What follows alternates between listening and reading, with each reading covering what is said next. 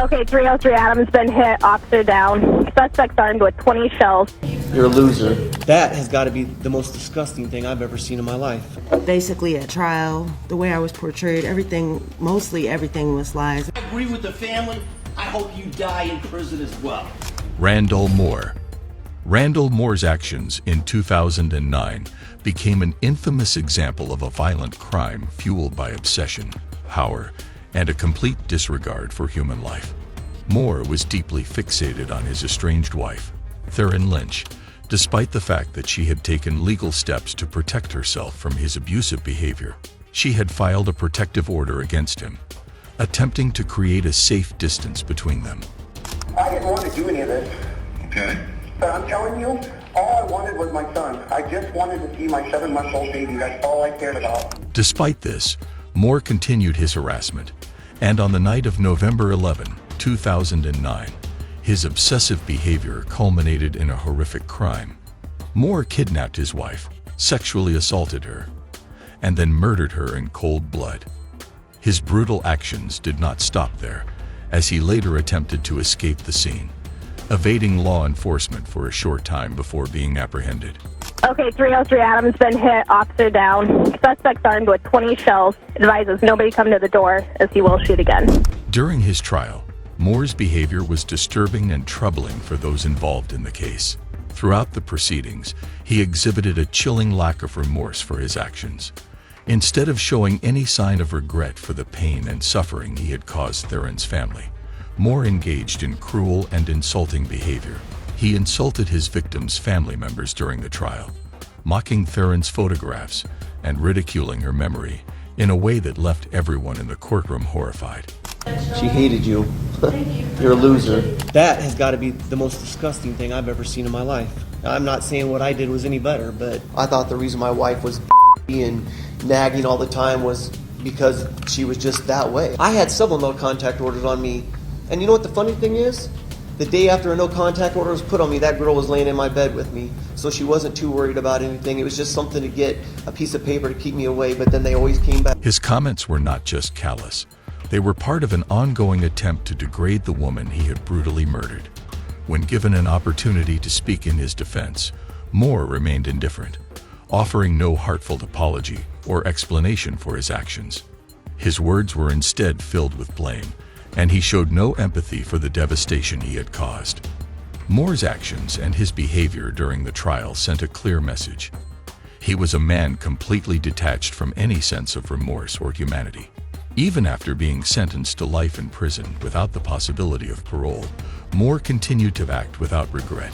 Judge Joel Novak, who presided over the case, condemned Moore for his lack of conscience and harshly criticized him for causing the untold suffering of Theron's family. The court doesn't allow me to punish you any more than I'm doing now. If I could, I would. Kamia Gamut. Kamia Gamut's trial in 2018 was marked by shock, contempt, and an unsettling display of defiance. In May of that year, Gamut brutally murdered her boyfriend, Marcel Hill, in a violent outburst fueled by anger. The crime took place in their home, where Gamut attacked Hill with various weapons, including a frying pan, a knife, and a floor lamp. She bludgeoned and stabbed him multiple times, resulting in a brutal and gruesome death. Despite the clear evidence of her violent actions, Gamut maintained that she had acted in self-defense, arguing that she had mistaken Hill for an intruder during the confrontation. However, this defense quickly fell apart during the trial as the prosecution presented evidence showing that Gamut's actions were far more calculated and violent than she had admitted. Basically at trial, the way I was portrayed, mostly everything was lies. There was a little bit of truth, but mostly I was convicted off of lies. The prosecution presented witness testimony and physical evidence that suggested Gamut had not only attacked Hill with multiple weapons, but had continued the assault long after he was incapacitated. Her actions seemed to indicate premeditation and intent, rather than the panic of a person acting in self-defense. Despite this, Gamut remained resolute in her version of events, and her demeanor in the courtroom was one of extreme defiance.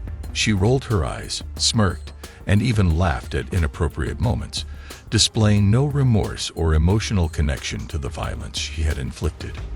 When victim impact statements were being read, Gamut's behavior only worsened as she showed clear disrespect for the grief-stricken family members present. You were relentless. You stabbed, you stabbed, you stabbed, you stabbed, you stabbed until he was dead. I agree with the family. I hope you die in prison as well. Gamut's blatant disregard for the pain she had caused, as well as her disrespect for the court, made it clear that she was not willing to take responsibility for her actions.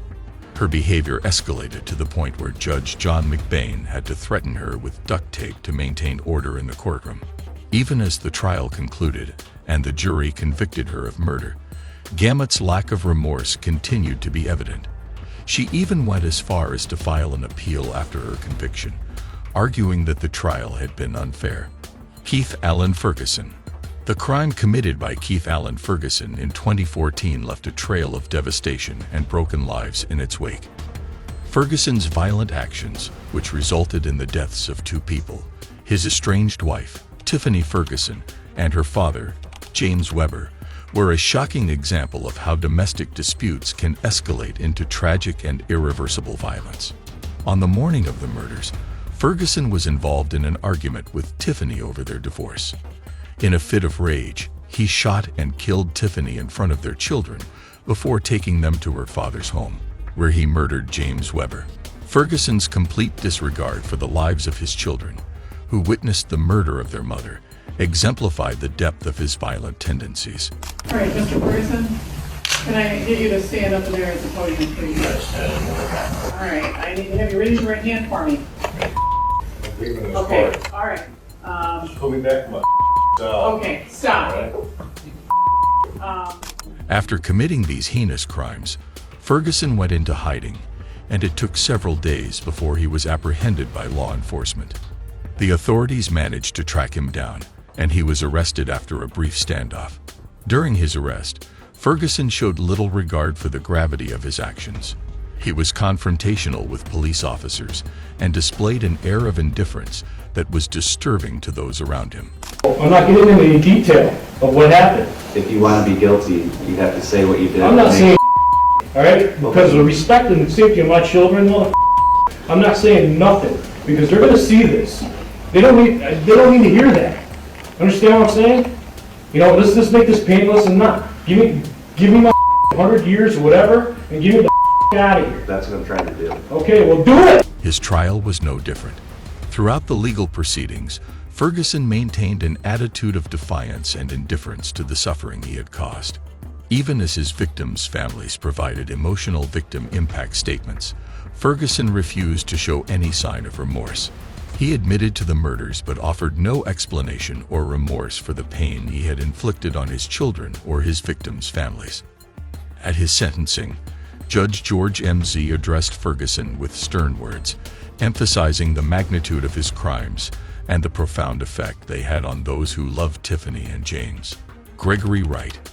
Gregory Wright's trial was one of the most intense and bizarre courtroom experiences, showcasing an individual who was not only guilty of violent crimes, but who also seemed to derive a perverse sense of satisfaction from his defiance. In 1994, Wright was charged with multiple felonies, including armed robbery and the use of a firearm during the commission of a felony. The charges stemmed from an incident in which Wright attempted to evade arrest after crashing his car into a police cruiser and then opened fire on officers. All I got to say is I have no remorse for shooting that police officer. He got what he deserved. If I had the opportunity to kill him, I'd kill him. Wright's criminal actions escalated when he attempted to flee the courthouse during his bond hearing, jumping over a partition in an attempt to escape custody. He was quickly subdued, but his actions raised concerns about his mental state and his disregard for authority. During the trial, Wright displayed an appalling lack of remorse, even going so far as to publicly declare that he felt no regret for shooting a police officer. His chilling words were accompanied by a reckless attitude that further alarmed those involved in the case. At one point, Wright told reporters that if he had the chance, he would have killed the officer.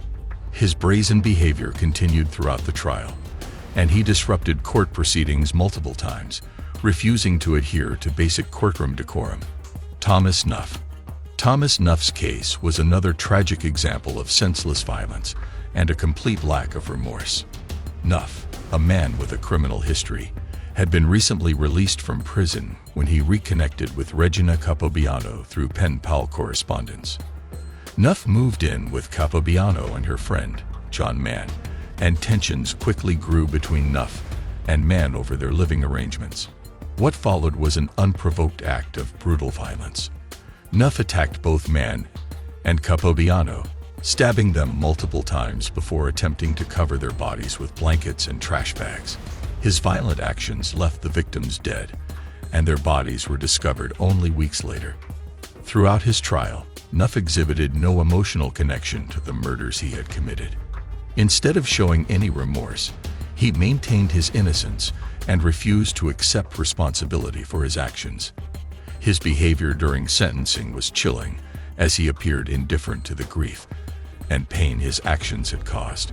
John Mann's son, Jonathan, delivered an emotional victim impact statement, criticizing Nuff for his lack of remorse and emphasizing how his father's death had impacted their family. Your life is not over. You are breathing air and you are on borrowed time. My dad is dead. Regina is dead. Their lives are over. You took my dad from me. You robbed him of the golden years of his life, and I miss him terribly. Jeffrey Dahmer. Jeffrey Dahmer, also known as the Milwaukee Cannibal, committed some of the most heinous and gruesome murders in modern history. Between 1978 and 1991, Dahmer murdered 17 young men and boys, luring them to his apartment, where he would drug, strangle, dismember, and sometimes engage in necrophilic acts with his victims' bodies. Dahmer's crimes went beyond murder. He kept trophies from his victims, including photographs and body parts, as a twisted form of control and obsession.